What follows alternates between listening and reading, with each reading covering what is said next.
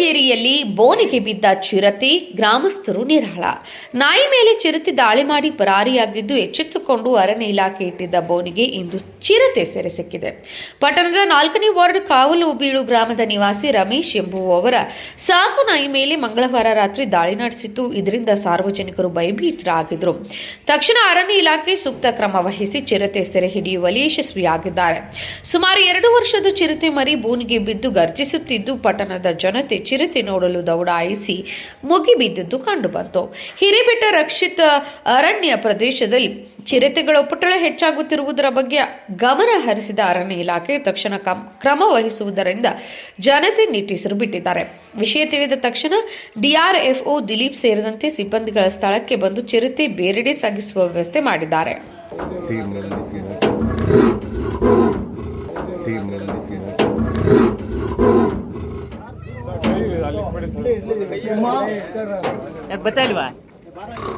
Ready ಆಗ್ತೈತೆ ಬಂಧುಗಳೇ, ನಮ್ಮ 4ನೇ ವಾರ್ಡಿನ ಕಾವಲು ಬೀಳು ವಾಸಿಗಳಿಗೆ ಚಿರತೆ ಅವಳಿಯಿಂದ ತುಂಬ ತೊಂದರೆ ಆಗುತ್ತಿದ್ದು, ನಮಗೆ ಈ ವಿಚಾರ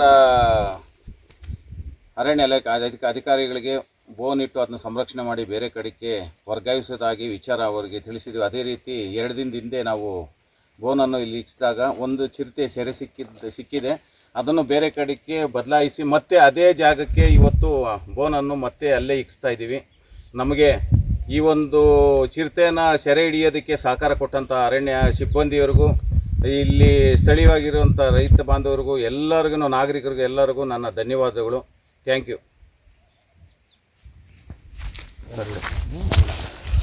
ನೋಡಿ ಸ್ಪೀಚ್ ಹೆಂಗೈತೆ.